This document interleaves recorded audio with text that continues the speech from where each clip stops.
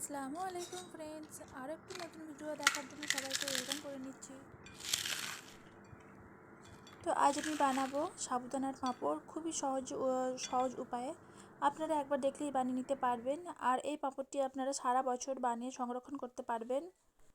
তো আগে থেকেই আমি 2 কাপ মতো সাবুদানা নিয়েছি, ভিজিয়ে রেখেছিলাম সারা রাতের জন্য। আপনারা চাইলে 3 থেকে 4 ঘন্টা ভিজিয়ে রাখতে পারেন, সেটাও কিন্তু খুব সুন্দরভাবে ভিজে যাবে। তো এখানে দেখুন সাবুদানাগুলো খুব সুন্দরভাবে ভিজে গেছে। তো আরও একবার ভালো করে ধুয়ে নেব। আর এখানে সাবুদানাটা একটু বড়টা নিয়েছি আমি।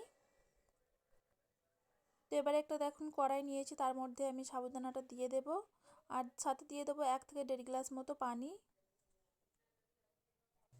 তো সাবুদানাটাকে দেখবেন আস্তে আস্তে ফুটতে শুরু করে দেবে, আর এই পর্যায়ে গ্যাসের ফ্লেমটাকে আমি হাইতে রেখে দেব। তো এখানে দেখুন সাবুদানাটা ফুটতে শুরু করে দেবেছে। তো মাঝে মাঝে নাড়তে থাকবেন, না হলে নিচে বসে যেতে পারে।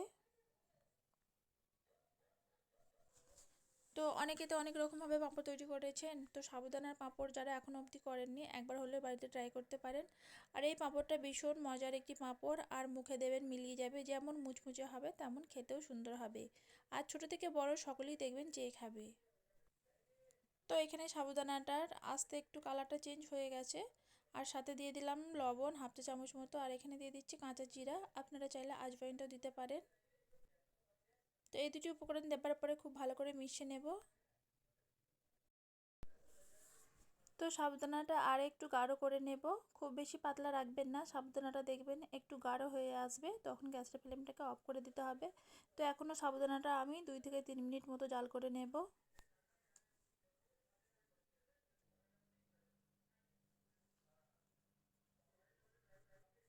আর আমি সবার লাস্টে দিয়ে দিচ্ছি অল্প পরিমাণে হিং।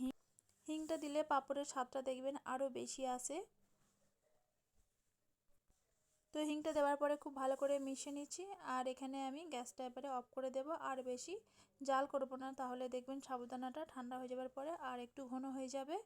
তো এই পর্যায়ে গ্যাস বন্ধ করে রেখে দেব। তো হালকা ঠান্ডা করে নেব। আর এখানে একটা প্লেট নিয়েছি স্টিলের, আপনারা যে কোনো প্লেট নিতে পারেন। আর এখানে আমি দিয়ে দিলাম অল্প পরিমাণে তেল। তেলটা দেওয়ার পরে থালাটার গায়ে ভালো করে মাখিয়ে নিচ্ছি। আর এখানে একটা চামচি নিয়েছি, আর এই চামচিটা নিলে দেখবেন আপনাদের সুবিধা মতো হবে, আর মাপগুলো সমান হবে। একই সাইজের একটা চামচি নিয়ে করবেন। আপনারা চাইলে এই সাবুদানার পাঁপড়গুলো একটু বড় সাইজেরও করতে পারেন, তবে আমি ছোট ছোট করে তৈরি করে নিচ্ছি। তো এভাবে আমি পাঁপড়গুলো দেখুন একটা প্লেটের মধ্যে দিয়ে দিচ্ছি।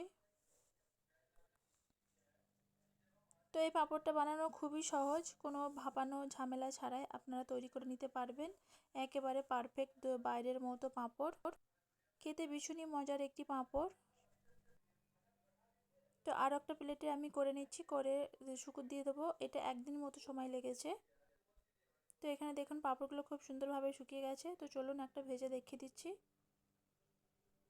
তো আসুন একটা ভেজে দেখাচ্ছি। তো এখানে আমি পরিমাণ মতো তেল দিয়ে দিচ্ছি কড়াইয়ের মধ্যে। কড়াইটা খুব ভালো করে গরম করে নিতে হবে তেলটা, তারপরে পাঁপড়টা দেবেন, না হলে দেখবেন ফুলবে না। তো ভিডিওটি কেমন লেগেছে অবশ্যই জানাবেন কমেন্ট বক্সে কমেন্ট করে। ভালো লাগলে লাইক কমেন্ট শেয়ার। আর বেশি বড় করলাম না, এখানেই শেষ করলাম। আবারও অন্য কোনো রেসিপি নিয়ে আসবো। আল্লাহ হাফিজ।